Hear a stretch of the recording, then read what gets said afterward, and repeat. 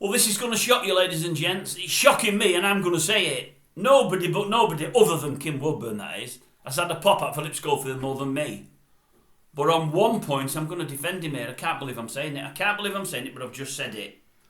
I watched what was, well, it could only be described as car crash TV last night. Again, flicking through the old YouTube, seen something on GB News, something with Kerry Katona. I thought, I'll have to listen to that, because she's the queen of drivel. She's absolutely mustard. I thought I'll have to see what she's got to say. And it's with old Dan Wooten. Now, I know a lot of you don't like Kerry Katona. Everybody does. Everybody feels sorry for someone who lives a car crash life. Why they feel sorry for them, I don't know. But they do. Anyways, his interview her yesterday is full of profanity there. She's swearing that she won't get away with that on ITV, I'll tell you that now. She's not looking at her best again. She's not sounding great. She's absolutely having a pop at Schofield this morning, ITV, like you can't believe. She's well jackbooted up. She's nearly as bad as Woodburn, but not quite as bad going for them. But she's going for the whole of ITV. And I'm listening to it all and I'm thinking to myself, firstly, Dan, why have you got her on here? Because again, you keep putting guests on that aren't doing what you want them to do. Like when you had old Woodburn on last week, you knew she was going to penalty kick for you, but you didn't know she was going to turn on your mate Holly. You're not as bothered now because everyone's turning on Holly, but at that time nobody was, and she's a friend of yours. You had old Jim on from Coronation Street and the agent.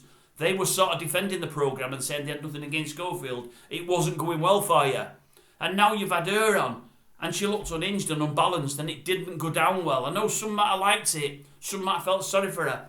I didn't. Because a lot of her problems, they are her problems, but a lot of them are her own fault. Many of them are her own fault.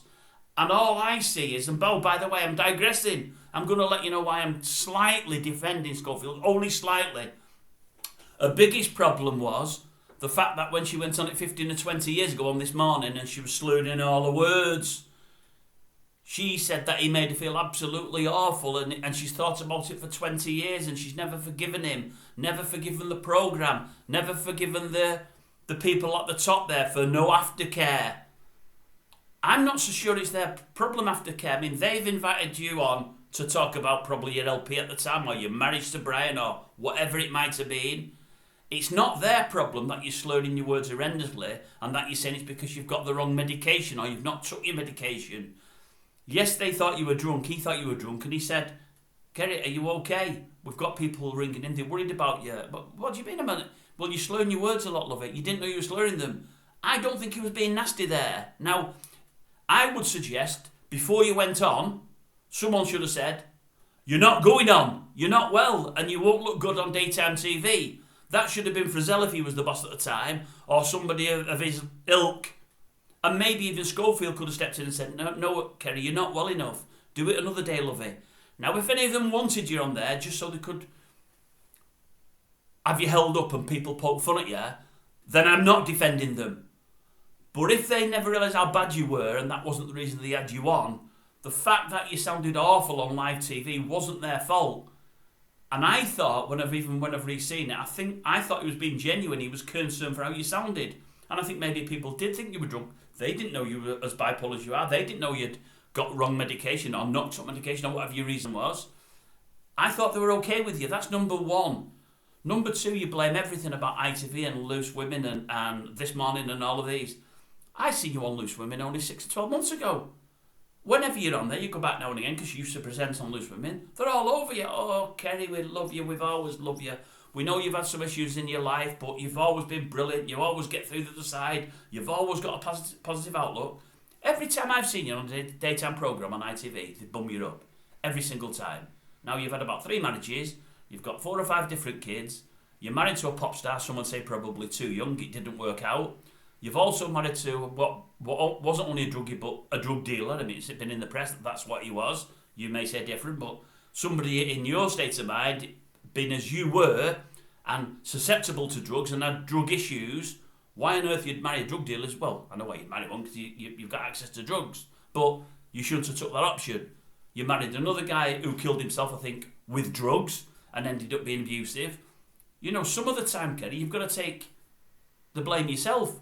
I think you've been bankrupt 2 times. You've wrote about it. You've owed millions, but then only last year you're bragging that you made £1 million for taking your clothes off on OnlyFans, is it? But because you've discussed it with your daughters and they understand it, you're fine with it.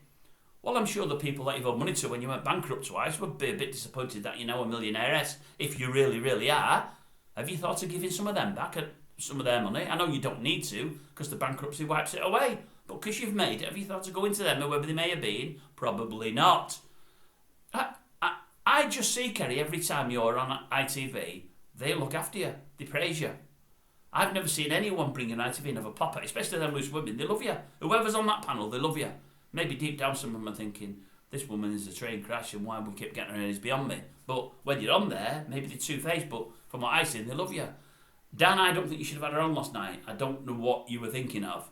But as I say, in Schofield's defence, that sounds awful, that. In Schofield's defence, with Katona, when she was sat on the settee with him, I don't think he did a lot wrong. The only wrong that may have been perpetrated, is that the word? It might not be, I don't know, is somebody probably shouldn't have let her go on there to start with. As I say, if the production people or Schofield wanted her on there because they knew it was going to be a car crash and they were going to, in their own way, poke fun of her, then that's out of order. But as I say, I think GB now are just getting everybody they can to have a dig and have a pop at Schofield, Willoughby and the programme, and they don't need to go as far as they're going with some people, because I think Willoughby's going to be gone anyway, and I've said from the outset I think there's every chance the show's going to be gone. This independent barrister they brought in, they've only brought it in to prolong the thing. If it takes 6 weeks, so let's get 8-10 weeks, that means they might be running for that length of time. I think it was looking like within 2 weeks they'd go, and I think they still may. I think next 2 weeks are critical, but if they get past that, I think they can wait on this barrister. It gives people a chance to talk their way out of things and to keep themselves in jobs. Anyway, that's another thought. That's my thoughts. You might not agree. Some probably won't. I don't care. It's just what I'm thinking.